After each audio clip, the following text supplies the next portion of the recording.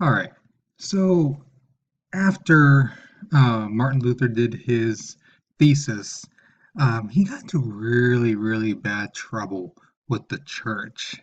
And what ended up happening is the church basically conducted this thing called the Edict of Worms.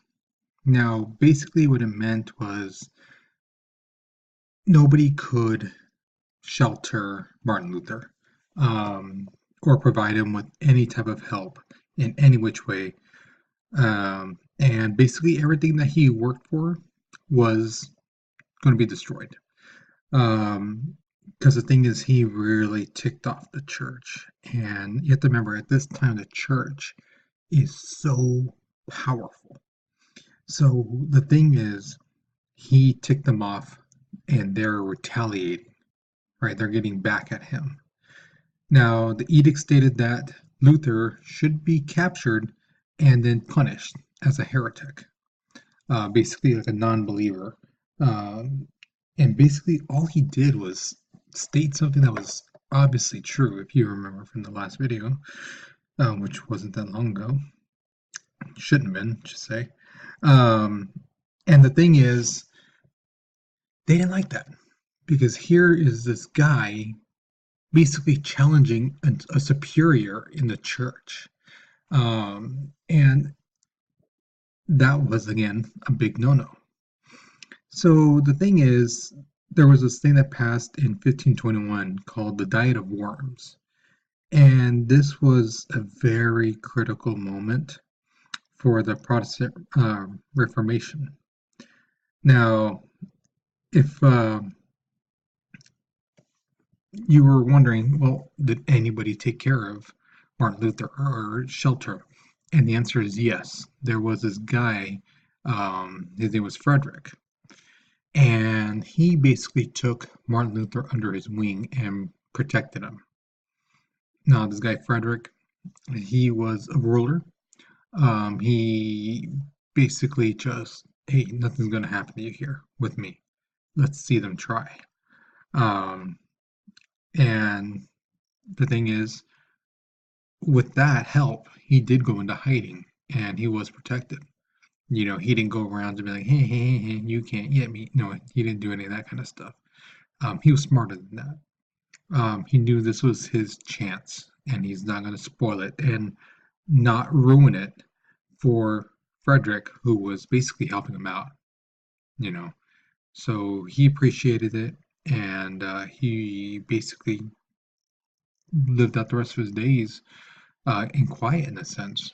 He didn't do what he did with the 95 Thesis, you know, put the thing on the wall, you know, or I'm sorry, the church door.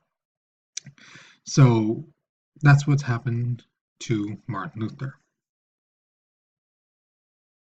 All right. So now that you know about Martin Luther and the 95 Thesis, um, think to yourself. Remember, this is an opinionated piece. Do you think Martin Luther's 95 Thesis was a good thing or a bad thing to do? And why? The why is key. So justify your answer with facts and remember, not opinions. All right. Um, Again, your opinion does matter, but you have to back it up. Okay, that's the key, backing it up.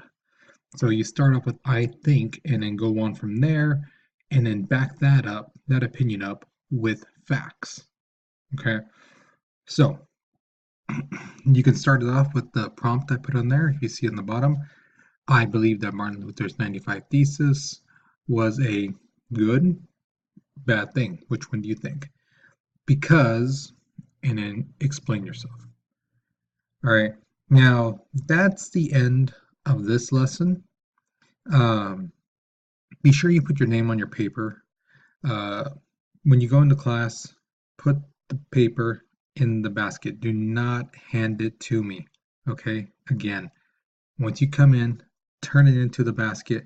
Do not give it to me. All right, chances are it will get lost. And I don't want you doing all this work for it just to get lost in my desk. Something happens to it, you know. Um, Again, put it in the basket. All right.